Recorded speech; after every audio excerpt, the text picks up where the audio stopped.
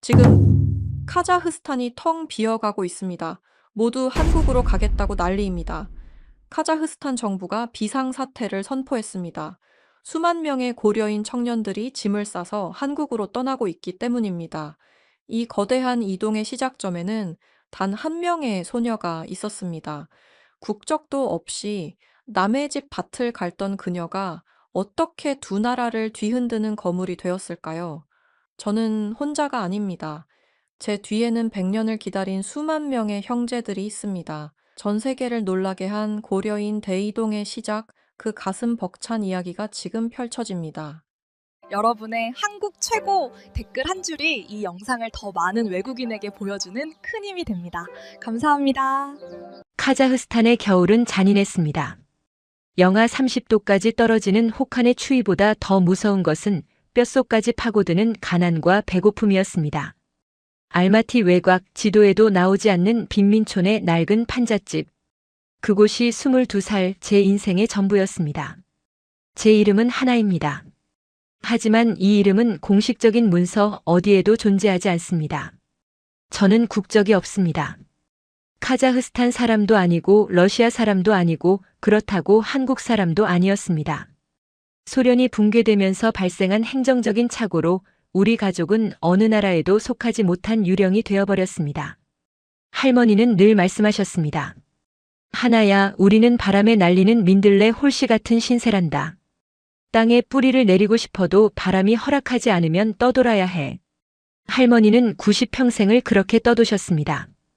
연해주에서 강제로 열차에 태워져 짐승처럼 중앙아시아 황무지에 버려졌고 맨손으로 땅을 파서 토구를 짓고 살아남으셨습니다. 할머니의 손은 나무 껍질처럼 거칠었고 허리는 기역자로 굽어 있었습니다. 그 굽은 등이 우리 가족이 짊어진 역사의 무게였습니다. 그날 새벽 할머니의 숨소리가 평소와 달랐습니다. 쇳소리가 섞인 가쁜 숨을 몰아쉬며 할머니는 허공을 향해 손을 뻗으셨습니다. 어머니, 어머니, 고열이었습니다. 불덩이 같은 이마를 짚으며 저는 덜덜 떨었습니다. 병원에 가야 했습니다. 하지만 우리에게는 의료보험도 돈도 없었습니다. 무국적자가 갈 수 있는 병원은 없었습니다. 할머니, 조금만 참으세요. 제가 약 구해올게요. 저는 외투도 걸치지 못한 채 밖으로 뛰쳐나갔습니다. 새벽 시장의 약국 문을 두드렸지만 약사는 저를 보며 고개를 저었습니다. 돈 없으면 안 돼. 외상값도 밀렸잖아. 제발요. 할머니가 죽어가요. 제가 이래서 갚을게요. 무슨 일이든 할게요. 하지만 문은 차갑게 닫혔습니다. 저는 차가운 흙바닥에 주저앉아 울었습니다. 서러웠습니다. 나라 없는 서름이, 돈 없는 비참함이 목을 졸랐습니다. 터덜터덜 집으로 돌아왔을 때 할머니는 간신히 눈을 뜨고 계셨습니다. 저를 보는 눈빛이 이미 이 세상 사람의 것이 아닌 듯 몽롱했습니다. 하나야. 할머니가 제 손을 잡으셨습니다. 앙상하게 마른 손가락이 제 손바닥을 파고들었습니다. 저기, 서랍장 밑을 봐라. 네. 거기에 할아버지가 남긴 게 있다. 저는 할머니가 가리킨 낡은 서랍장 밑으로 손을 넣었습니다. 손끝에 차가운 금속의 감촉이 느껴졌습니다. 먼지 구덩이 속에서 꺼낸 것은 녹이 슬어 글씨조차 알아보기 힘든 낡은 목걸이였습니다. 군번줄 같기도 하고 단순한 쇠붙이 같기도 했습니다. 이게 뭐예요, 할머니? 나도 모른다. 내 증조 할아버지가 남기신 유일한 유품이야. 할머니는 가쁜 숨을 몰아쉬며 말을 이었습니다. 할아버지가 돌아가시기 전에 그러셨다. 이걸 꼭 고향으로 가져가야 한다고. 그래야 우리가 누군지 알 수 있다고. 고향이요? 조선. 아니, 한국말이다. 할머니의 눈에서 눈물이 흘러내려 베개를 적셨습니다. 하나야, 거기로 가거라. 여기에 있으면 너는 평생 유령이다. 한국으로 가서 이 목걸이의 주인을 찾아라. 그게 내가 살 길이다. 그것이 할머니의 유언이었습니다. 그날 밤 할머니는 제 손을 꼭 잡은 채 조용히 숨을 거두셨습니다. 마지막 순간까지 고향 쪽 하늘을 바라보시며 눈을 감지 못하셨습니다. 장례는 초라했습니다. 동네 사람들이 십시일반 모아준 돈으로 겨우 땅 한 평을 사서 할머니를 묻었습니다. 무덤 앞에는 비석 하나 세울 수 없어서 나무 십자가에 매직으로 이름을 써서 박았습니다. 김순희, 1930년생. 할머니를 묻고 돌아오는 길, 저는 목에 건 쇠붙이를 만지작거렸습니다. 차가운 금속이 제 심장 위에서 뜨겁게 달아오르는 것 같았습니다. 가야 한다. 한국으로. 하지만 방법이 없었습니다.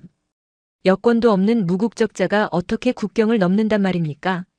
절망적인 상황이었지만 하늘이 무너져도 솟아날 구멍은 있다고 했던가요? 시내 인력사무소 벽보에 붙은 구인 광고 하나가 제 눈을 사로잡았습니다. 대한민국 농촌 계절 근로자 모집. 숙식 제공. 월급 200만 원. 가슴이 쿵쾅거리기 시작했습니다. 200만 원.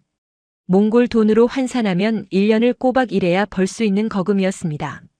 하지만 돈보다 중요한 건 대한민국이라는 네 글자였습니다. 저는 무작정 사무소 안으로 들어갔습니다. 저기요, 이거 신청하고 싶어요. 접수원 남자가 저를 위아래로 훑어보았습니다. 꾀죄죄한 옷차림, 헝클어진 머리. 여권 있어? 없어요. 무국적자예요. 하지만 여행 증명서는 만들 수 있어요. 남자가 콧방귀를 뀌었습니다. 무국적자를 누가 받아줘? 한국 비자가 장난인 줄 알아? 가라 바빠.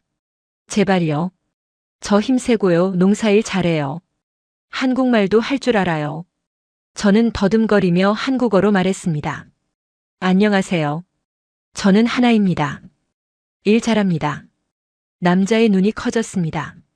카자흐스탄 빈민촌 소녀가 한국말을 한다는 게 신기했던 모양입니다. 너 한국말 어디서 배웠어? 할머니한테요. 그리고 드라마 보고 배웠어요. 제발 보내주세요. 저 진짜 가야 해요. 제 간절한 눈빛이 통했을까요? 아니면 한국말을 하는 일꾼이 필요했을까요? 남자는 서류 한 장을 내밀었습니다. 운 좋은 줄 알아. 마침 한국의 한 농장에서 한국어 가능한 사람을 급하게 찾고 있어. 무국적자라도 임시 비자는 나올 수 있는데 대신 보증금이 필요해. 도망갈까봐. 보증금. 얼마예요? 100만 탱게. 눈앞이 캄캄했습니다. 100만 탱게면 우리 집 판잣집을 팔아도 모자랄 돈이었습니다. 하지만 포기할 수 없었습니다. 저는 그 길로 집으로 달려가 가재도구를 팔기 시작했습니다. 낡은 텔레비전, 할머니가 아끼던 재봉틀, 심지어 입던 옷가지까지 다 팔았습니다. 그래도 돈이 모자랐습니다. 결국 저는 어머니의 유품인 금반지까지 팔았습니다. 어머니가 돌아가실 때 저에게 남겨주신 유일한 선물이었습니다. 반지를 전당포 주인에게 넘길 때 손이 부들부들 떨렸습니다. 엄마 미안해요. 하지만 저 살아야겠어요. 할머니 유언 지켜야 해요. 그렇게 마련한 돈을 들고 사무소를 찾았습니다. 며칠 뒤 기적처럼 비자가 나왔습니다. 단기 취업비자 에코라인. 기간은 5개월. 짐을 싸는 날 저는 텅 빈 방을 둘러보았습니다. 곰팡이 핀 벽지, 삐걱거리는 마룻바닥. 지긋지긋한 가난의 냄새가 배어있는 곳. 하지만 이곳은 할머니와의 추억이 깃든 유일한 보금자리였습니다. 다녀올게요, 할머니. 꼭 찾아서 올게요. 저는 녹슨 목걸이를 목에 걸고 옷 속에 단단히 숨겼습니다. 이것이 저를 지켜줄 부적이라도 되는 것처럼. 비행기 안에서 내려다본 세상은 구름에 가려 보이지 않았습니다. 6시간의 비행 끝에 인천공항에 도착했을 때 저는 숨이 턱 막히는 것을 느꼈습니다. 이곳이 한국이구나. 화려한 조명, 세련된 사람들, 그리고 낯선 공기. 모든 것이 저를 위축되게 만들었습니다. 제가 입고 온 낡은 점퍼가 부끄러워질 정도로 사람들은 빛나고 있었습니다. 공항 밖에는 농장주가 보낸 승합차가 기다리고 있었습니다. 차에는 저 말고도 우즈베키스탄, 베트남에서 온 노동자들이 타고 있었습니다. 우리는 짐짝처럼 실려 어디론가 향했습니다. 차창 밖으로 보이는 한국의 풍경은 놀라웠습니다. 빽빽한 아파트 숲, 끝없이 이어진 도로, 밤을 대낮처럼 밝히는 불빛들. 할머니가 말하던 고요한 아침의 나라가 아니었습니다. 이곳은 불타오르는 욕망의 나라 같았습니다. 한참을 달려 도착한 곳은 경기도 양평의 한 시골 마을이었습니다. 어둠 속에 비닐하우스들이 바다처럼 펼쳐져 있었습니다. 내려. 다 왔어. 운전기사가 소리쳤습니다. 차에서 내리자마자 차가운 밤 공기가 훅 끼쳐왔습니다. 흙냄새와 거름 냄새. 묘하게도 그 냄새가 알마티의 빈민촌 냄새와 닮아 있어 마음이 놓였습니다. 우리를 맞이한 사람은 70대의 노인이었습니다. 검게 그을린 얼굴에 깊게 패인 주름, 그리고 꼬장꼬장해 보이는 눈매. 이 농장의 주인인 김영감님이었습니다. 김영감님은 우리를 쭉 훑어보더니 혀를 찼습니다. 쯧쯧, 다들 비실비실하구만. 밥이나 제대로 먹고 힘쓰겠어? 그의 시선이 저에게 머물렀습니다. 거기 너 여자애. 이름이 뭐야? 하나입니다. 제가 한국어로 또박또박 대답하자 김영감님의 눈이 휘둥그레졌습니다. 한국말 할 줄 아네? 조선족이야? 아니요. 고려인입니다. 카자흐스탄에서 왔습니다. 고려인? 김영감님은 무언가 생각하는 듯 하더니 손짓으로 따라오라고 했습니다. 숙소는 저기 컨테이너다. 남자, 여자 따로 쓰고. 내일부터 새벽 5시 기상이다. 늦으면 밥 없다. 알았어? 네, 알겠습니다. 숙소라고 안내받은 컨테이너는 좁고 추웠습니다. 2층 침대 3개가 꽉 차 있었고 바닥에는 냉기가 올라왔습니다. 짐을 풀고 침대에 누웠지만 잠이 오지 않았습니다. 여기가 내 시작점이구나. 저는 목에 걸린 목걸이를 꺼내 만지작거렸습니다. 캄캄한 어둠 속에서 목걸이의 차가운 감촉만이 저를 위로해주고 있었습니다. 다음 날 새벽 사이렌 소리에 눈을 떴습니다. 몸이 천근만근 무거웠지만 게으름 피울 새가 없었습니다. 작업복으로 갈아입고 밖으로 나가니 김영감님이 팔짱을 끼고 서 계셨습니다. 오늘 할 일은 깻잎 따는 거야. 잎 상하지 않게 조심해서 따야 해.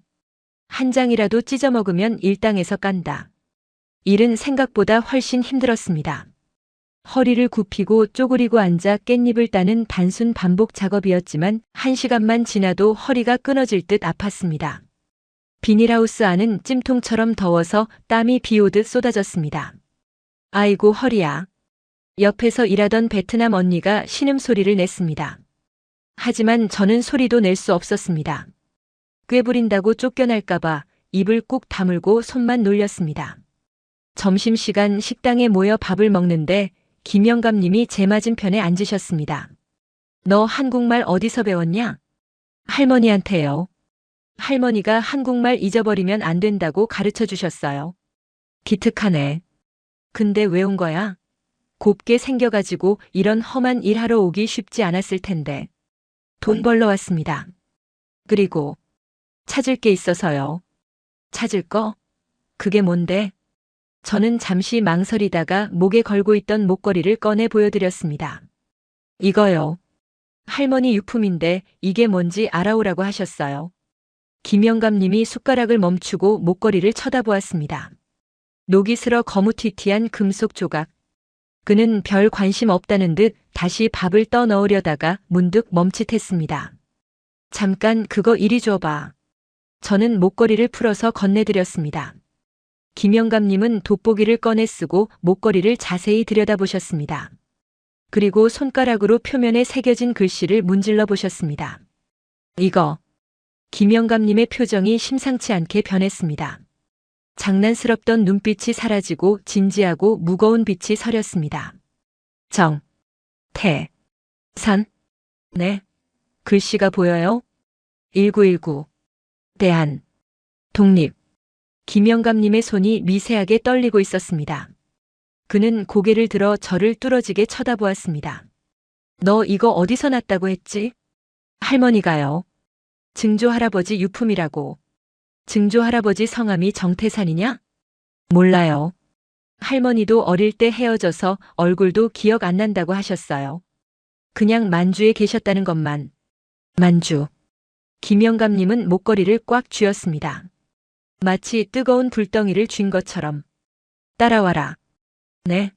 밥 아직 다 안 먹었는데요. 밥이 문제야?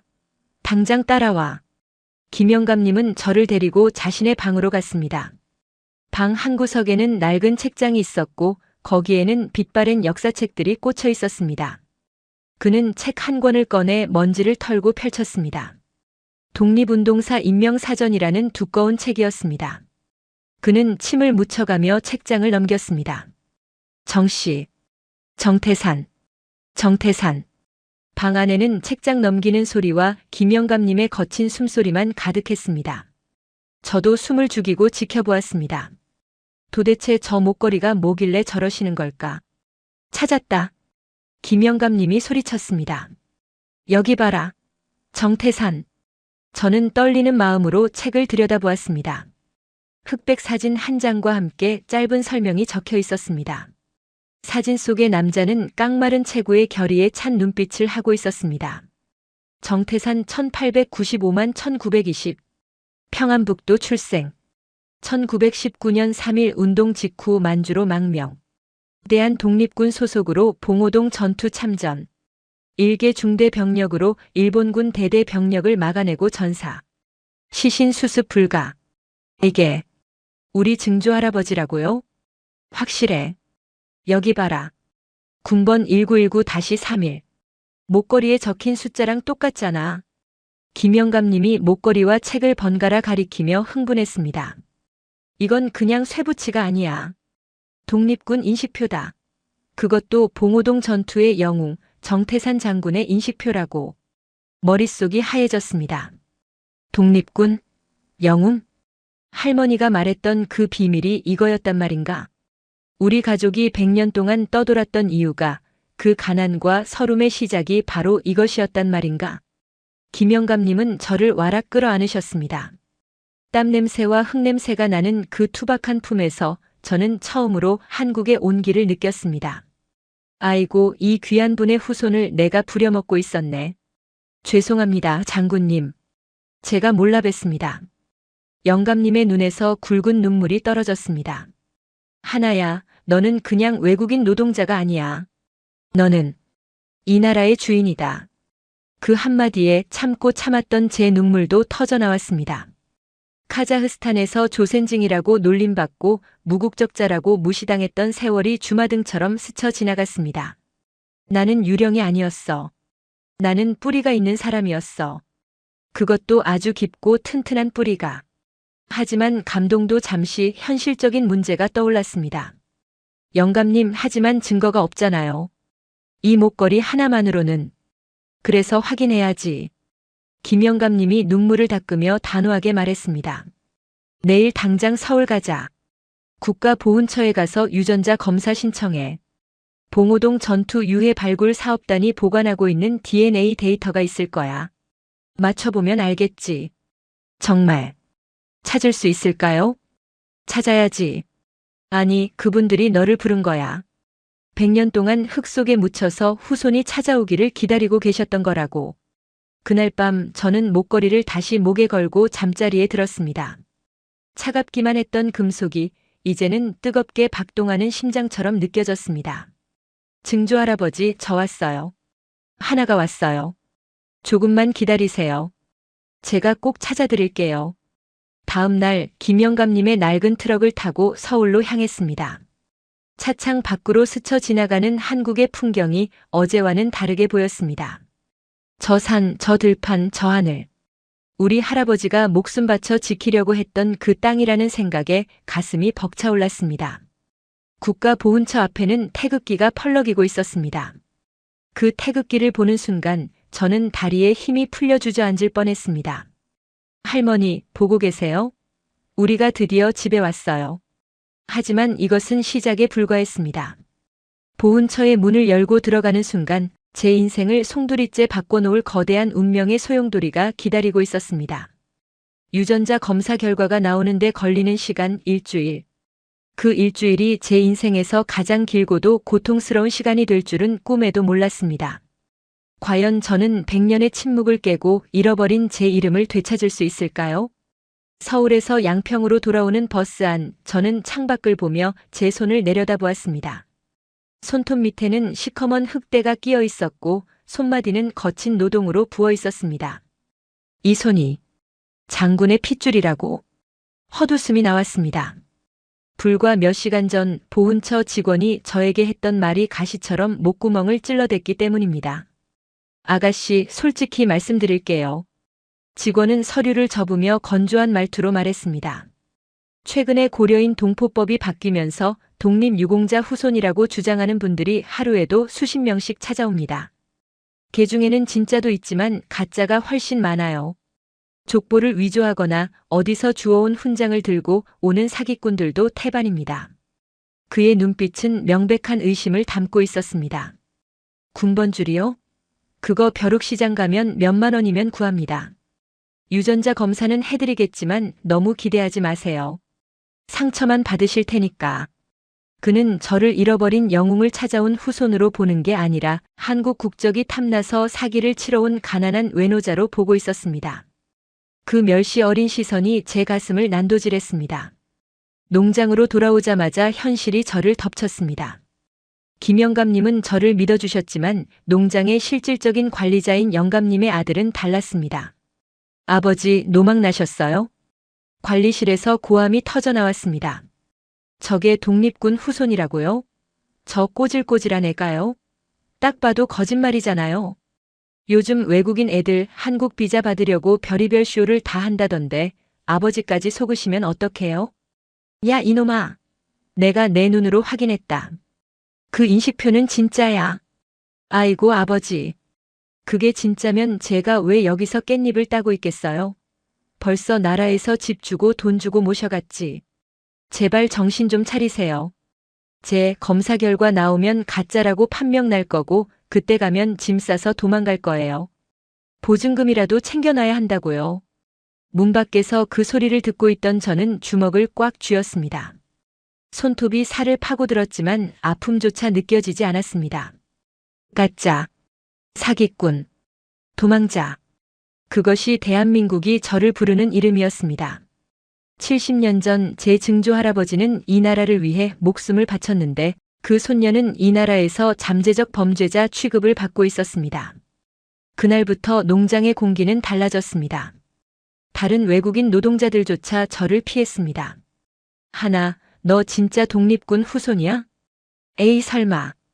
그냥 하는 소리겠지. 야, 쟤랑 어울리지 마. 나중에 문제 생기면 우리까지 잘려. 식당에서 밥을 먹을 때도 작업장에서 일을 할 때도 수군거리는 소리가 제 뒤통수를 따라다녔습니다. 저는 투명 인간이 된 기분이었습니다. 아니, 차라리 투명 인간이면 나았을 겁니다. 저는 그들에게 구경거리이자 혐오의 대상이었습니다. 일을 하는 도중에도 관리자의 감시는 집요했습니다. 거기 하나. 똑바로 안 해? 딴 생각하다가 깻잎 찢어먹지 말라고 했지. 내가 무슨 귀족이라도 된 줄 알아? 독립군? 웃기고 있네. 결과 나오기 전까진 너는 그냥 일당 7만 원짜리 일꾼이야. 값어치 못하면 쫓겨날 줄 알아. 그는 일부러 저에게 가장 힘든 일을 시켰습니다. 땡볕이 내리쬐는 한낮에 비닐하우스 지붕을 고치게 하거나 썩은 거름을 맨손으로 치우게 했습니다. 내가 진짜 뼈대 있는 집안 자손이면 이런 것도 버텨봐야지. 독하다며? 그의 비아냥거림을 들으며 저는 악착같이 버텼습니다. 울지 않았습니다. 여기서 울면 제가 가짜라는 걸 인정하는 꼴이 될까봐 입술을 깨물며 버텼습니다. 하지만 밤이 되면 무너져 내렸습니다. 좁은 컨테이너 숙소 2층 침대 위에서 저는 목걸이를 부여잡고 소리 죽여 울었습니다. 할머니, 정말 맞는 거예요? 이거 진짜 할아버지 거 맞아요? 혹시 할머니가 착각하신 거 아니에요? 의심이 독버섯처럼 피어올랐습니다. 할머니는 글도 모르시는 분이었습니다. 어릴 적 기억은 희미했을 테고 이 목걸이가 그저 길가에서 주운 쇠붙일 수도 있다는 생각이 저를 괴롭혔습니다. 만약 가짜라면? 상상만 해도 끔찍했습니다. 저는 사기꾼으로 몰려 추방당할 것이고 다시는 한국 땅을 밟지 못할 것입니다. 알마티의 빈민촌으로 돌아가 평생 손가락질 받으며 살아야 할 것입니다. 차라리 오지 말걸. 그냥 모른 척 살걸. 후회가 밀려왔습니다. 주제넘게 뿌리를 찾겠다고 설친 대가가 너무나 가혹했습니다. 그렇게 지옥 같은 일주일이 지났습니다. 약속한 날짜가 되었지만 보훈처에서는 연락이 없었습니다. 하루가 지나고 이틀이 지났습니다. 제 피를 말리는 침묵이었습니다. 거봐, 내 말이 맞지? 관리자가 저를 보며 비웃었습니다. 가짜니까 연락이 안 오는 거야. 야, 너 오늘까지만 일하고 짐 싸라. 우리 농장 물 흐리지 말고. 김 영감님은 알아놓으셨습니다. 아들과의 불화 그리고 저에 대한 미안함 때문에 화병이 나신 겁니다. 저를 지켜주던 유일한 방패가 사라지자 저는 벌거벗겨진 채 폭풍우 속에 서 있는 꼴이 되었습니다. 사흘째 되던 날 저녁 비가 억수같이 쏟아졌습니다. 저는 비닐하우스 뒤편에 쪼그리고 앉아 빗소리를 듣고 있었습니다. 내일이면 쫓겨날지도 모른다는 두려움에 숙소로 들어갈 수가 없었습니다. 그때 주머니 속에 핸드폰이 진동했습니다. 모르는 번호였습니다. 심장이 덜컥 내려앉았습니다. 여보세요? 제 목소리가 빗소리에 묻혀 떨려 나왔습니다. 정지은 씨 되십니까? 여기는 국가보훈처입니다. 네, 접니다. 수화기 너머의 목소리는 너무나 건조하고 사무적이었습니다. 그 목소리에서 어떤 감정도 읽을 수가 없어서 더 무서웠습니다. 유전자 검사 결과가 나왔습니다. 어떻게 됐나요? 저는 숨을 멈췄습니다. 1초가 영원처럼 느껴졌습니다. 저기 정지은 씨, 지금 어디 계십니까? 양평, 농장에 있는데요. 그러시군요. 내일 오전 중에 저희가 그리로 가겠습니다. 네? 오신다고요? 왜요? 결과만 알려주시면. 전화로 말씀드릴 사안이 아닙니다. 직접 뵙고 설명해 드려야 할 것 같아서요. 그리고 직원이 잠시 뜸을 들이더니 말을 이었습니다. 혹시 주변에 보호자가 계십니까? 혼자 계시면 좀 곤란할 수도 있는데. 그 말이 사형 선고처럼 들렸습니다. 보호자? 곤란하다. 이건 내가 가짜라는 뜻이구나. 내가 사기를 쳤으니 경찰을 대동하고 잡으러 오겠다는 뜻이구나. 제 다리에 힘이 풀렸습니다. 핸드폰을 든 손이 스르르 내려갔습니다. 끝났다. 모든 게 끝났습니다. 저는 독립군의 후손이 아니었습니다. 그저 가난한 고려인, 주제 파악 못하고 설친 멍청한 여자아이였을 뿐입니다. 저는 빗속을 걸어 숙소로 돌아왔습니다. 짐을 싸야 했습니다. 내일 그들이 오기 전에 도망쳐야 했습니다. 감옥에 갈 수는 없으니까요. 가방에 옷을 쑤셔 넣는데 눈물이 멈추지 않았습니다. 증조 할아버지, 왜 저를 돕지 않으셨어요? 제가 그렇게 간절하게 빌었는데. 저는 목에 걸고 있던 목걸이를 거칠게 뜯어냈습니다. 제 목을 조르던 희망의 밧줄을 끊어버리고 싶었습니다. 이까짓 게 뭐라고, 이게 뭐라고 내 인생을 이렇게 비참하게 만들어. 저는 목걸이를 바닥에 내동댕이 쳤습니다. 쨍그랑 하는 소리와 함께 낡은 금속 조각이 바닥을 굴렀습니다. 그때 방문이 열리고 김영감님이 들어오셨습니다. 며칠 사이 10년은 늙어버린 듯한 모습이었습니다.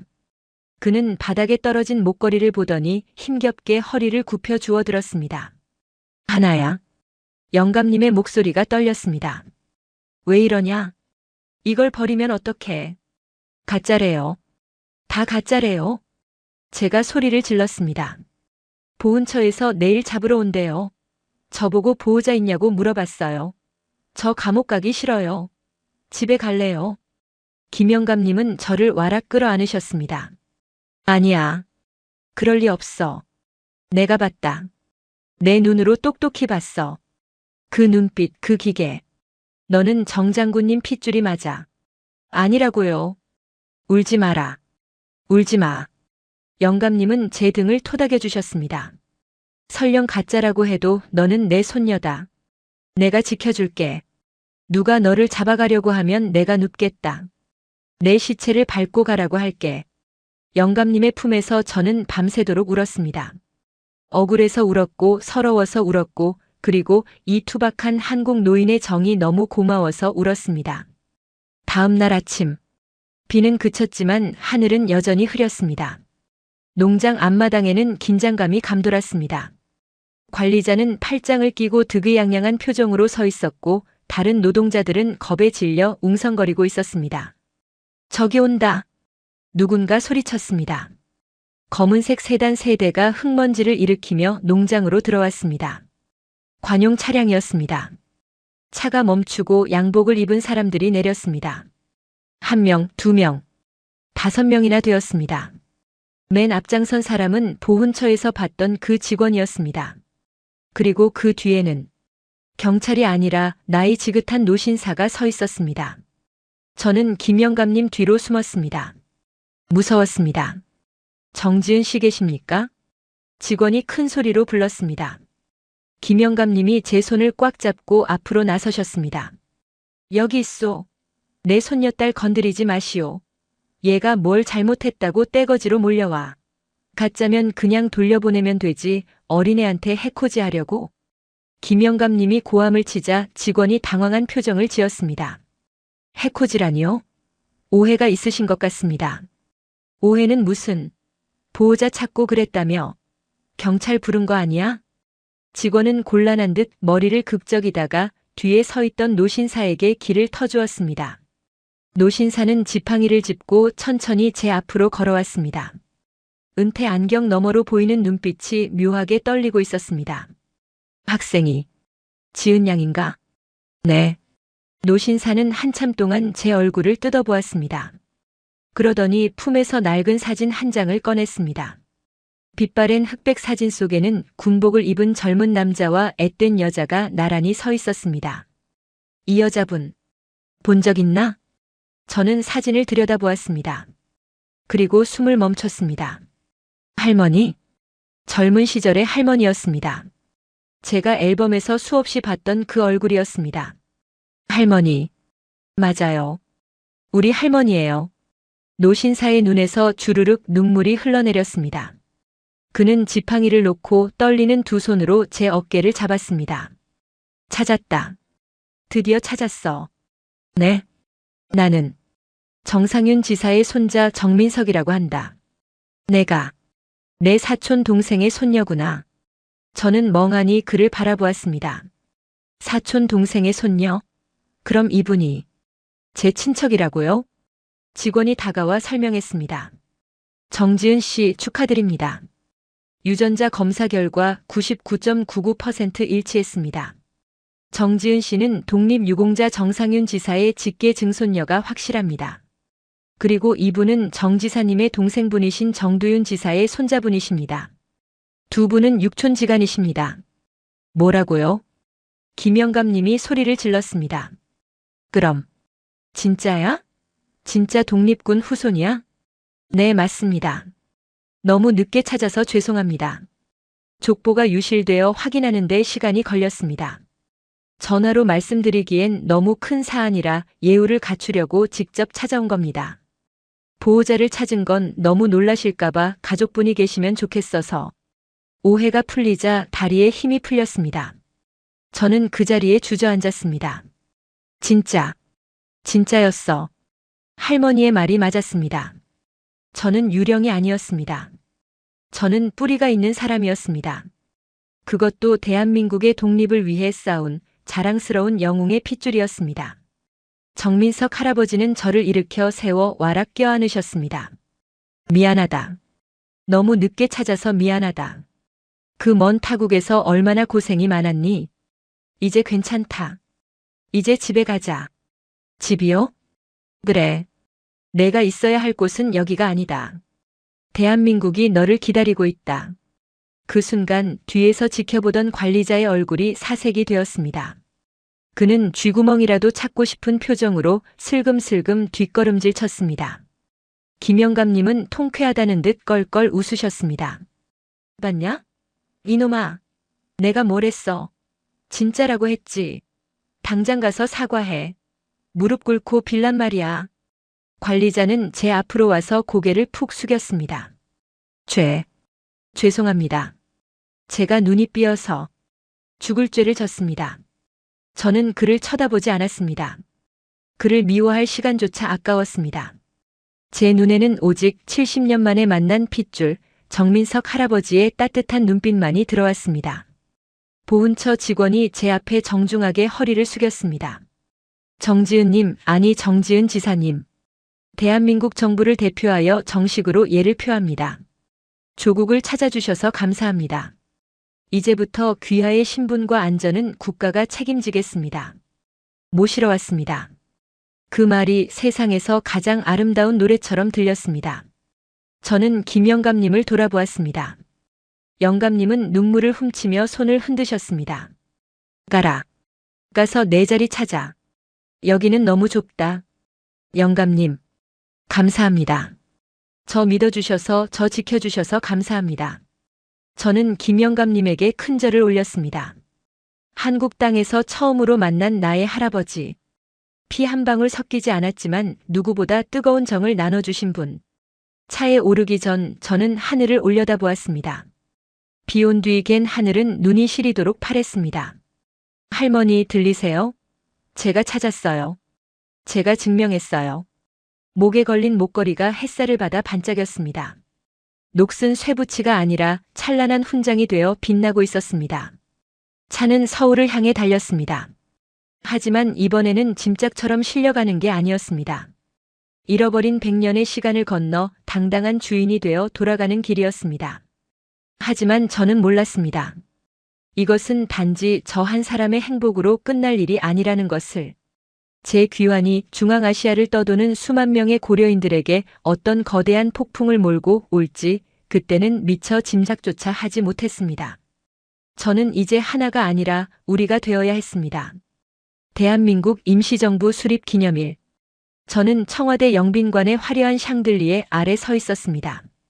불과 한 달 전만 해도 양평의 비닐하우스에서 흑투성이 작업복을 입고 깻잎을 따던 제가 지금은 고운 비단 한복을 입고 대통령과 장관들 그리고 수많은 내외신 기자들 앞에 서 있는 것입니다.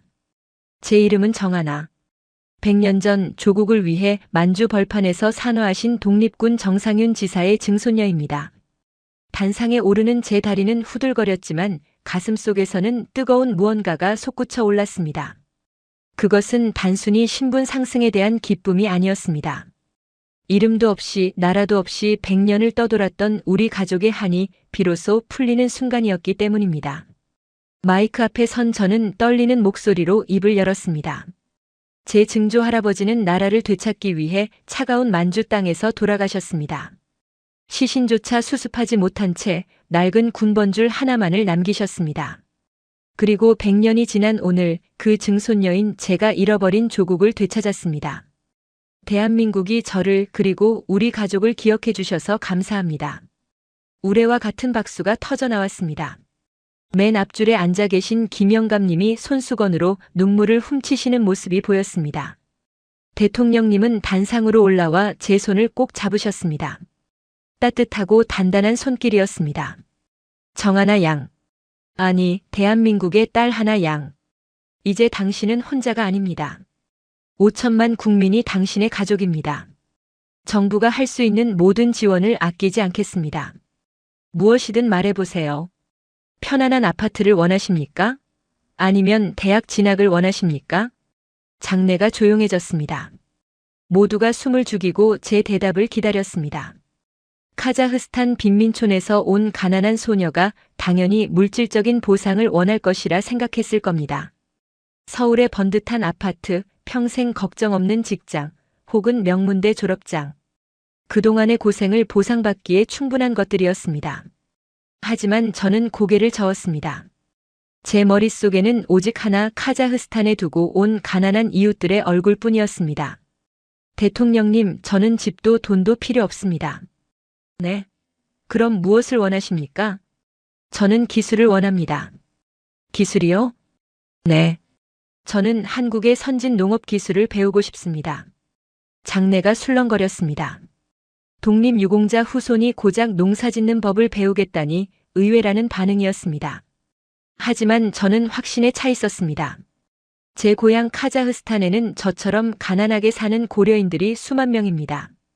그들은 광활한 땅을 가지고 있지만 기술이 없어서 굶주리고 있습니다. 소금기 머금은 땅에서 밀농사를 짓다가 흉년이 들면 굶어 죽는 게 그들의 일상입니다. 제가 한국의 농업 기술을 배워서 그들에게 전해주고 싶습니다. 저는 주먹을 꽉 쥐고 말을 이었습니다.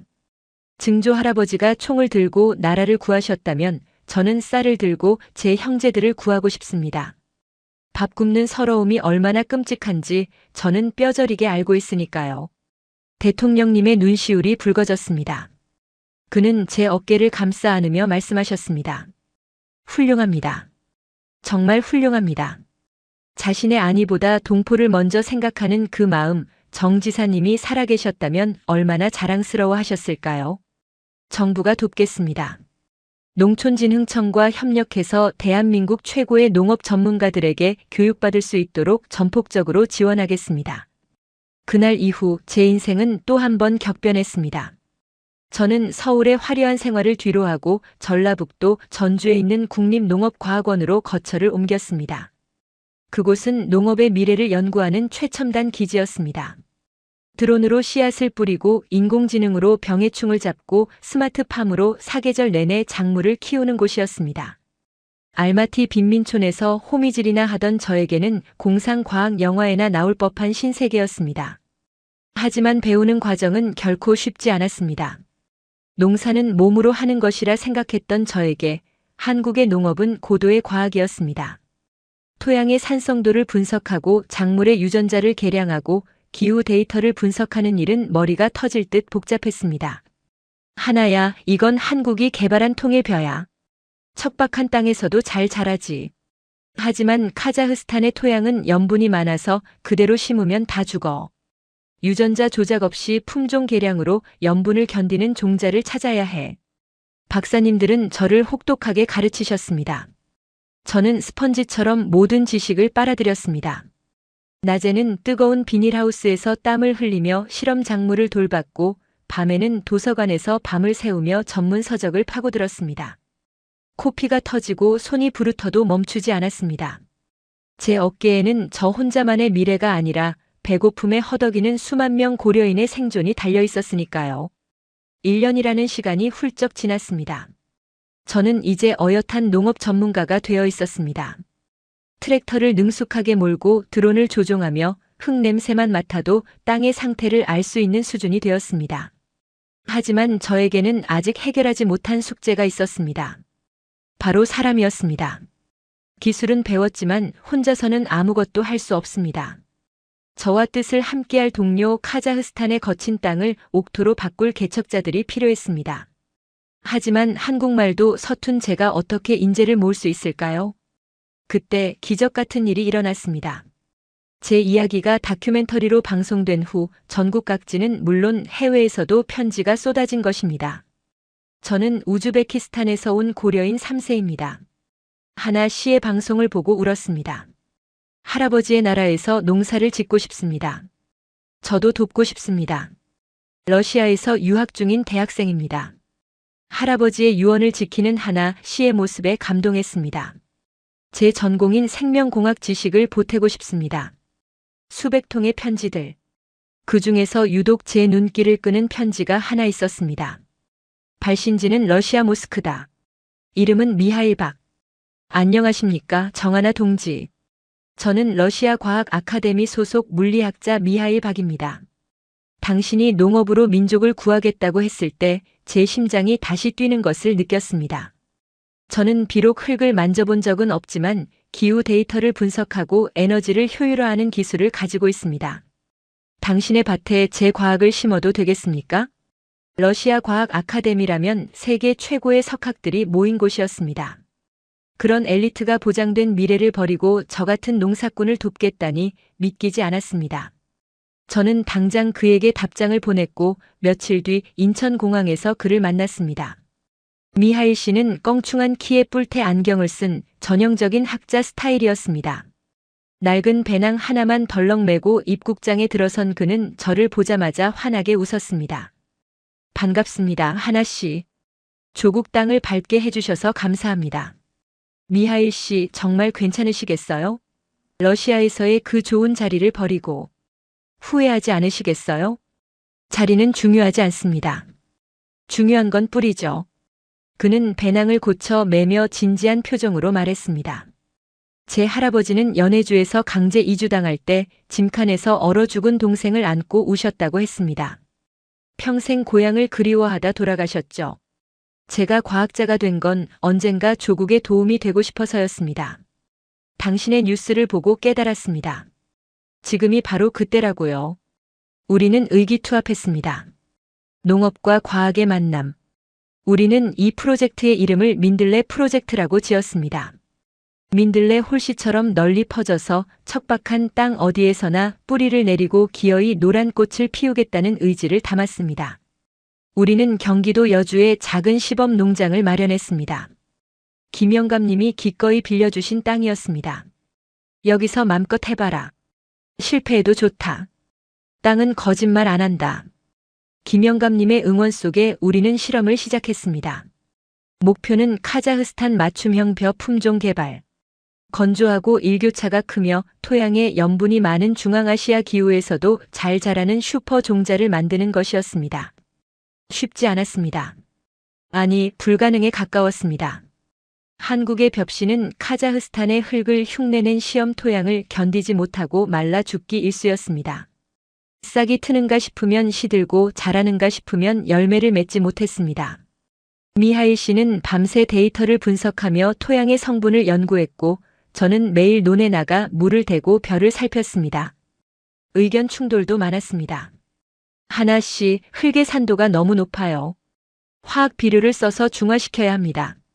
데이터가 그렇게 말하고 있어요. 안 돼요, 미하일 씨. 그러면 땅이 죽어요. 시간이 걸려도 유기농법으로 땅심을 길러야 해요.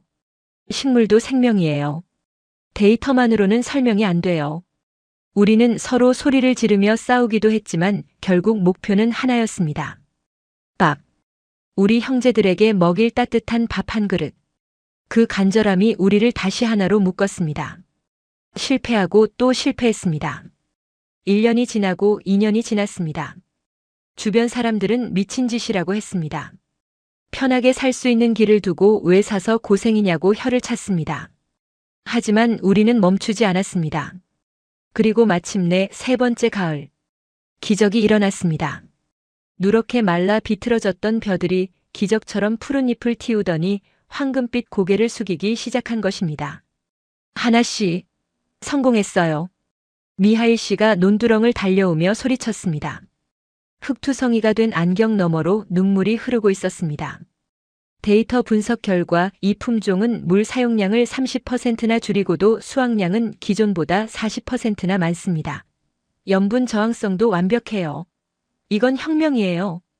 우리는 벼 이삭을 붙들고 엉엉 울었습니다. 이것은 단순한 쌀이 아니었습니다. 우리 고려인들의 땀과 눈물 그리고 100년의 한이 맺힌 결정체였습니다. 척박한 땅에 버려졌지만 끝내 살아남은 우리 고려인의 질긴 생명력을 닮은 쌀이었습니다. 소문은 바람을 타고 퍼져나갔습니다. 한국 정부는 물론이고 카자흐스탄 정부까지 관심을 보였습니다. 한국-카자흐스탄 농업기술 협력 체결. 고려인 청년들이 만든 기적의 쌀, 중앙아시아의 식량난 해결할까? 뉴스가 보도되자 놀라운 일이 벌어졌습니다. 카자흐스탄과 우즈베키스탄, 키르기스스탄 등 중앙아시아 전역에 사는 고려인 청년들이 짐을 싸서 한국으로 몰려오기 시작한 것입니다. 저도 배우고 싶습니다. 할아버지의 나라에서 농사 짓고 싶습니다. 우리를 받아주십시오. 수백 명, 아니 수천 명의 청년들이 비자를 신청했습니다. 한국 대사관 업무가 마비될 정도였습니다. 그들은 단순히 돈을 벌러 오는 게 아니었습니다. 자신의 뿌리를 찾고 미래를 배우기 위해 오는 것이었습니다. 그들에게 저는 더 이상 무국적 소녀가 아니라 희망의 아이콘이었습니다. 저는 그들을 위해 민들레 학교를 세웠습니다. 여주 농장은 더 이상 단순한 밭이 아니었습니다. 낮에는 농사 기술을 가르치고 밤에는 한국어와 한국 역사를 가르치는 학교가 되었습니다. 제가 강단에 섰을 때 100여 명의 고려인 청년들이 초롱초롱한 눈으로 저를 바라보고 있었습니다. 그들의 눈빛에서 저는 70년 전 알마티 빈민촌에서 저를 바라보던 할머니의 눈빛을 보았습니다. 여러분, 제가 입을 열었습니다. 목소리가 떨렸지만 힘을 주어 말했습니다. 우리는 100년 동안 잊힌 존재였습니다. 유령처럼 떠돌았습니다. 하지만 이제는 아닙니다. 저는 칠판에 크게 썼습니다. 대한민국, 우리에겐 돌아갈 집이 있습니다. 그리고 우리를 기다려준 형제들이 있습니다. 이제 우리가 그 은혜를 갚을 차례입니다. 여기서 배운 기술로 카자흐스탄을, 우즈베키스탄을, 그리고 중앙아시아 전체를 풍요롭게 만듭시다. 그것이 우리 할아버지들이 원했던 진짜 독립입니다. 총칼로 나라를 찾는 것이 아니라 쌀과 기술로 우리 민족의 영토를 넓히는 것. 그것이 21세기의 독립운동입니다. 강의실은 눈물바다가 되었습니다. 청년들은 서로 얼싸안고 대한독립 만세를 외쳤습니다. 그 소리가 여주 평야를 넘어 멀리 북쪽 하늘까지 울려 퍼지는 것 같았습니다. 그리고 그해 겨울, 저는 다시 카자흐스탄행 비행기에 올랐습니다. 이번에는 혼자가 아니었습니다. 미하일 씨 그리고 민들레 학교를 졸업한 50명의 정예 요원들이 함께였습니다. 우리의 짐 가방에는 옷가지 대신 우리가 개발한 슈퍼 벽시와 최첨단 농기구들이 가득 들어 있었습니다. 그것은 단순한 짐이 아니라 희망의 씨앗이었습니다. 알마티 공항에 도착했을 때 깜짝 놀랄 환영 인파가 기다리고 있었습니다. 카자흐스탄 농업부 장관, 한국 대사, 그리고 수천 명의 고려인 동포들이 태극기와 카자흐스탄 국기를 흔들며 환호했습니다. 환영합니다. 영웅들이 돌아왔습니다. 어머니가 군중 속에서 뛰어나와 저를 안아주셨습니다. 하나야 장하다. 내 딸 장하다. 내가 해냈구나. 저는 어머니의 손에 벽시 한 줌을 쥐어드렸습니다. 엄마, 이게 우리 희망이에요. 이제 굶지 않게 해드릴게요. 할머니도 하늘에서 보고 계시겠죠? 우리는 알마티 외곽에 100헥타르 규모의 시범 농장을 조성했습니다. 한-카 우정의 농장이라는 간판을 걸고 본격적인 파종을 시작했습니다. 현지 농민들은 반신반의했습니다. 이 메마른 땅에서 쌀이 자란다고. 말도 안 돼. 한국 애들이 사기치는 거 아니야? 하지만 우리는 말 대신 결과로 보여주었습니다. 드론이 날아다니며 비료를 주고 스마트폰으로 물기를 조절하는 최첨단 농법 앞에 황무지는 옥토로 변해갔습니다. 가을이 되자 알마티 평원은 황금빛 물결로 뒤덮였습니다. 카자흐스탄 역사상 유례없는 풍년이었습니다. 기적이다. 알라 신의 축복이다. 현지 주민들은 우리를 마법사라고 불렀습니다. 하지만 우리는 알았습니다. 이것은 마법이 아니라 기술과 피의 힘이라는 것을요. 수확제 날 저는 가장 먼저 수확한 햅쌀로 밥을 지어 할머니 산소에 올렸습니다. 김이 모락모락 나는 하얀 쌀밥. 할머니가 평생 드시고 싶어 하셨던 하지만 가난 때문에 드시지 못했던 그 밥이었습니다. 할머니 드세요. 한국에서 배운 기술로 할머니가 사시던 이 땅에서 키운 쌀이에요. 이제 배고파하지 마세요. 바람이 불어와 제 볼을 스쳤습니다. 마치 할머니가 거친 손으로 제 뺨을 쓰다듬어 주시는 것 같았습니다. 잘했다, 내 새끼. 장하다. 그 목소리가 들리는 듯 했습니다. 그날 밤 미하일 씨가 저에게 다가왔습니다. 하나 씨, 이제 시작입니다. 네. 카자흐스탄은 시작일 뿐입니다. 우즈베키스탄, 키르기스스탄, 타지키스탄, 중앙아시아 전체가 우리를 기다리고 있습니다. 우리가 만든 이 농업 벨트가 흩어진 700만 고려인들을 하나로 묶는 거대한 네트워크가 될 겁니다. 그의 눈은 밤하늘의 별보다 더 빛나고 있었습니다. 고구려 연방. 문득 그 단어가 떠올랐습니다. 옛 고구려의 영토였던 만주와 연해주 그리고 중앙아시아까지 우리 민족의 핏줄이 닿아 있는 그 광활한 대지가 이제 기술과 경제로 다시 연결되고 있었습니다. 총칼로 영토를 넓히는 제국이 아니라 쌀과 정으로 사람을 잇는 평화의 연방. 저는 미하일 씨의 손을 잡았습니다. 갑시다. 어디든 갑시다. 우리에게는 대한민국이라는 든든한 뿌리가 있으니까 두려울 게 없어요. 그렇게 고려인 소녀 하나의 이야기는 끝이 났습니다. 하지만 우리의 이야기는 이제 막 시작되었습니다. 바람의 후손들이 돌아왔습니다. 낡은 군번줄 하나가 불러온 나비 효과. 그것은 태풍이 되어 세상을 바꾸고 있었습니다. 알마티의 시범 농장이 성공을 거둔 뒤 카자흐스탄 전역에는 기묘한 열풍이 불기 시작했습니다. 그것은 단순히 한국의 벼농사 기술을 배우자는 차원이 아니었습니다. 70년 넘게 숨죽여 살았던 고려인들이 마치 긴 잠에서 깨어난 거인처럼 일제히 일어나기 시작한 것입니다. 하나 씨, 저도 한국에 가고 싶습니다. 제 아들도 민들레 학교에 보내주십시오. 우리도 조상의 땅에서 배우고 싶습니다. 매일 아침 농장 앞에는 수백 명의 고려인들이 줄을 섰습니다. 그들의 눈빛은 더 이상 패배자의 것이 아니었습니다. 잃어버린 자부심을 되찾으려는 뜨거운 열망이었습니다. 한국행 비행기 표는 동이 났고 한국 대사관 앞은 비자를 받으려는 사람들로 인산인해를 이루었습니다. 이 거대한 흐름은 곧 카자흐스탄 정부를 긴장시켰습니다. 비상사태입니다. 이대로 가다간 고려인 인재들이 모두 빠져나갑니다. 농업, 건설, 의학, 사회 곳곳의 핵심 인력들이 한국으로 가겠다고 짐을 싸고 있습니다. 카자흐스탄 현지 뉴스에서는 연일 고려인 엑소더스, 즉 대탈출을 우려하는 보도가 쏟아졌습니다. 정부 관료들은 당황했습니다. 그동안 고려인들을 그저 소수 민족 중 하나로만 여겼는데 막상 그들이 움직이자 나라 전체가 휘청거릴 지경이 된 것입니다. 어느 날 오후 검은색 관용차 행렬이 흙먼지를 일으키며 우리 농장으로 들어왔습니다. 차에서 내린 사람은 카자흐스탄 농업부 장관과 고위 관료들이었습니다. 그들의 표정은 굳어 있었습니다. 정하나 대표, 잠시 이야기 좀 합시다. 장관은 저를 뚫어지게 쳐다보았습니다.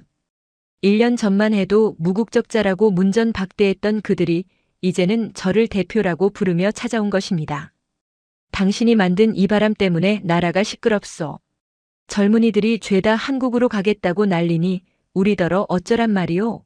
이러다간 카자흐스탄 농업이 붕괴될 판이요. 그것은 명백한 협박이자 동시에 애원이었습니다. 저는 주눅 들지 않고 그들을 마주 보았습니다. 제 뒤에는 미하일 씨와 50명의 동료들이 든든하게 버티고 서 있었습니다. 장관님, 우리는 떠나는 게 아닙니다. 그럼 이게 다 뭐예요? 우리는 길을 내고 있는 겁니다. 100년 전 우리는 짐짝처럼 실려와 이 땅에 버려졌습니다. 하지만 이제 우리는 스스로의 발로 걸어서 할아버지의 나라와 이 땅을 연결하려고 합니다. 막지 마십시오. 막으면 우리는 떠나지만 길을 열어주면 우리는 돌아옵니다. 더 큰 선물을 들고요. 선물? 지금 보시는 이 황금 들판, 이게 한국의 기술입니다. 우리를 한국으로 보내주시면 이 기술을 카자흐스탄 전역에 심겠습니다. 한국의 자본과 기술, 그리고 카자흐스탄의 땅과 자원, 그리고 그 사이를 우리 고려인이 잇겠습니다. 저는 지도를 펼쳐 보였습니다. 한국과 중앙아시아를 잇는 거대한 농업 벨트. 식량 안보가 위협받는 이 시대에 우리가 전 세계의 부엌이 될 수 있습니다. 이것이 제가 꿈꾸는 민들레 연방입니다. 장관의 눈이 커졌습니다. 그는 한참 동안 지도를 들여다보더니 깊은 한숨을 내쉬었습니다. 우리가 졌소. 당신들의 그 질긴 생명력을 우리가 과소평가했소.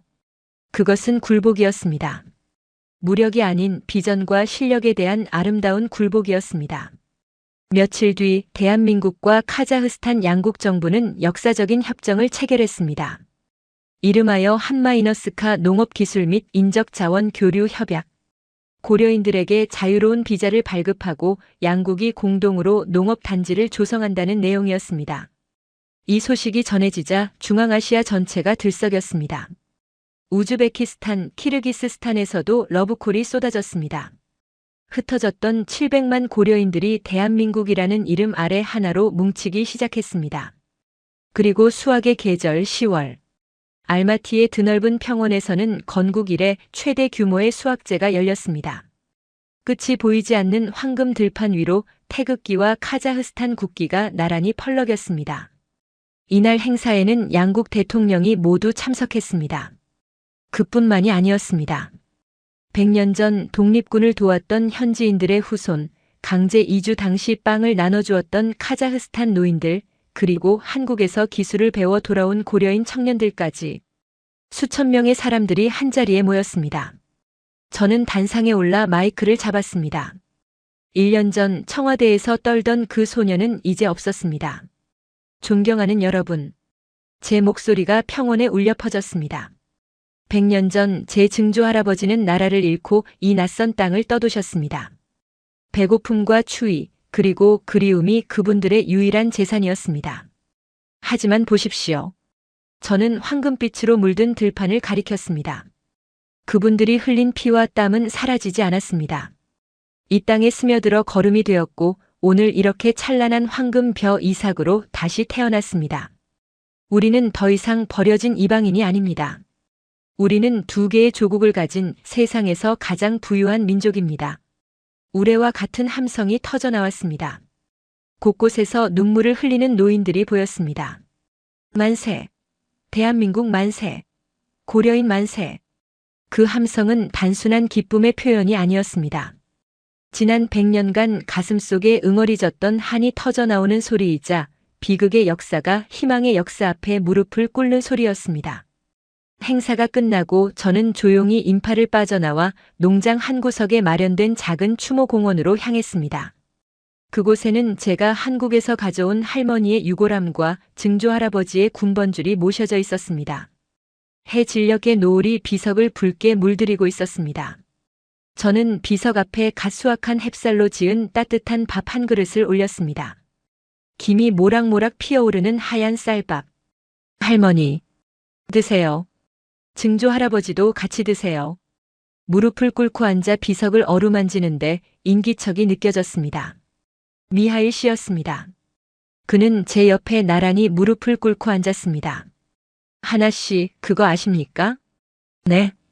오늘 우리가 수확한 이 쌀의 품종 이름이 정해졌습니다. 뭐라고 정해졌나요? 독립입니다. 독립. 네. 배고픔으로부터의 독립, 가난으로부터의 독립, 그리고 슬픈 역사로부터의 독립. 미하일 씨가 저를 보며 환하게 웃었습니다. 안경 너머 그의 눈가가 촉촉하게 젖어 있었습니다. 우리가 해냈습니다, 하나 씨. 당신의 그 낡은 군번줄 하나가 멈춰있던 우리 민족의 심장을 다시 뛰게 만들었습니다. 저는 목에 걸고 있던 군번줄을 풀었습니다. 그리고 비석 위에 조심스럽게 올려놓았습니다. 할아버지, 이제 돌려드릴게요. 할아버지가 지키고 싶어 하셨던 나라, 그리고 할아버지가 그리워하셨던 고향. 이제 다 찾았습니다. 이제는 편히 쉬세요. 더 이상 추운 만주 벌판을 헤매지 마시고 이곳 따뜻한 쌀밥 냄새 맡으시면서 편히 주무세요. 바람이 불어왔습니다. 차갑고 매서웠던 카자흐스탄의 바람이 오늘따라 봄바람처럼 따스하게 제 볼을 스치고 지나갔습니다. 마치 100년 전에 그분들이 제 머리를 쓰다듬어 주시는 것 같았습니다. 그날 밤 농장에서는 큰 잔치가 벌어졌습니다. 한국의 사물 놀이패가 꽹과리를 치고 카자흐스탄의 전통 악기가 어우러졌습니다. 사람들은 국적도 언어도 달랐지만 서로 어깨동무를 하고 춤을 췄습니다. 저는 그 풍경을 바라보며 김 영감님에게 전화를 걸었습니다. 영감님, 저예요. 하나. 뭐냐, 하나야. 뉴스 봤다. 대단하더구나. 우리 손녀 장하다. 영감님 목소리가 쩌렁쩌렁 울렸습니다. 영감님, 저 한국에 갈 거예요. 언제? 곧이요. 이번에는 혼자가 아니에요. 우리 고려인 청년 100명이랑 같이 가요. 가서 영감님 농장에서 모내기도 돕고 한국의 다른 농촌들도 도울 거예요. 우리가 받은 만큼, 아니 그보다 더 많이 돌려드릴 거예요. 그래. 얼른 와라. 내가 씨암탉 잡아놓으마. 전화를 끊고 하늘을 올려다보았습니다. 수만 개의 별들이 쏟아질 듯 반짝이고 있었습니다. 저 별들 하나하나가 이름 없이 사라져간 우리 조상님들의 눈빛 같았습니다. 이제 저는 압니다. 저는 혼자가 아닙니다. 제 몸속에는 100년을 버텨온 강인한 독립군의 피가 흐르고 있고 제 등 뒤에는 5천만 대한민국 국민과 700만 고려인 형제들이 서 있습니다. 무국적 소녀 정하나의 이야기는 여기서 끝납니다. 하지만 우리의 이야기는 이제부터 시작입니다. 우리는 바람을 타고 어디든 갈 것입니다. 그리고 그곳에 희망의 씨앗을 심을 것입니다. 척박한 땅일수록 더 깊게 뿌리내리는 민들레처럼 우리는 세상 모든 거친 땅을 황금빛으로 물들일 것입니다. 그것이 100년 전 목숨 바쳐 나라를 지켰던 분들에 대한 우리의 대답이자 약속입니다. 대한민국 만세. 우리 민족 만세. 저는 밤하늘을 향해 조용히 하지만 힘주어 외쳤습니다. 제 목소리는 바람을 타고 멀리, 아주 멀리까지 퍼져나갔습니다. 자, 여러분. 오늘 들려드린 이야기 어떠셨습니까? 카자흐스탄의 척박한 땅에서 피어난 들꽃 같은 소녀 정하나. 그녀가 할머니의 유언을 받들어 품에 안고 온 것은 단순한 군번줄이 아니었습니다. 그것은 100년이라는 긴 세월 동안 단 한순간도 조국을 잊지 않았던 우리 선조들의 피 끓는 영혼이자 꺼지지 않는 희망의 불씨였습니다. 이름도 없이 나라도 없이 서러운 세월을 견뎌야 했던 고려인들. 짐승처럼 열차에 실려 허허벌판에 버려졌지만 그들은 맨손으로 땅을 파고 억척스럽게 살아남았습니다. 왜냐하면 언젠가는 반드시 돌아가야 할 고향, 대한민국이 있었기 때문입니다. 오늘 하나 양이 보여준 기적은 우리 한민족의 끈질긴 생명력을 증명하는 가슴 벅찬 승전보입니다. 그녀가 흘린 눈물은 잃어버린 과거를 씻어내는 치유의 물이었고, 그녀가 일궈낸 황금 들판은 대한민국의 미래를 밝히는 등불이 되었습니다. 여러분, 가슴이 뜨거워지지 않으십니까? 지금 우리가 누리고 있는 이 자유와 번영이 저 먼 이국 땅에서 이름 없이 쓰러져간 독립군들의 희생 위에 세워졌다는 사실을 다시 한번 깨닫습니다. 그리고 그 후손들이 잊지 않고 찾아와 이제는 대한민국을 넘어 전 세계를 무대로 당당하게 활약하고 있다는 사실에 사무치는 자부심을 느낍니다. 우리는 작지만 위대한 나라의 국민입니다. 어디에 내놓아도 부끄럽지 않은 끈끈한 정과 불굴의 의지를 가진 자랑스러운 한국인입니다. 오늘 밤 하늘에 떠있는 별을 보며 그분들의 이름을 한 번쯤 불러주십시오. 고맙습니다. 당신들 덕분에 우리가 있습니다. 그리고 이제 당신들의 후손들이 다시 하나가 되어 세상을 비추고 있습니다. 날씨가 많이 춥습니다. 매서운 바람이 옷깃을 파고드는 계절입니다. 우리 어르신들 밤새 평안하셨는지요? 난방은 따뜻하게 하고 계시는지, 식사는 거르지 않으셨는지 걱정됩니다. 날이 추울수록 몸도 마음도 움츠러들기 쉽지만 오늘 들려드린 하나 양의 이야기처럼 가슴속에 뜨거운 희망 하나 품으셨으면 좋겠습니다. 특히 눈이 오거나 길이 얼어붙은 날에는 낙상 사고 조심하셔야 합니다. 급한 일 아니면 바깥 출입은 삼가시고 나가시더라도 지팡이나 보행기 꼭 챙기시고 주머니에 손 넣지 마시고 천천히 걸으십시오. 어르신들의 건강이 곧 대한민국의 보물이고 역사입니다. 아프지 마시고 오래오래 건강하게 우리 곁을 지켜주십시오. 오늘 이야기가 여러분의 가슴을 뭉클하게 했다면, 그리고 우리 대한민국이, 우리 민족이 눈물겹도록 자랑스럽다면 구독과 좋아요, 그리고 따뜻한 응원의 댓글 한 줄 부탁드립니다. 여러분의 작은 관심이 모여 전 세계에 흩어진 우리 동포들을 하나로 묶는 큰 힘이 됩니다. 저는 다음 시간에도 전 세계를 놀라게 할 가슴 벅찬 대한민국의 기적 같은 이야기로 다시 찾아뵙겠습니다. 감기 조심하십시오. 감사합니다. 세계를 놀라게 한 대한민국, 다음 영상에서도 계속됩니다. 감사합니다.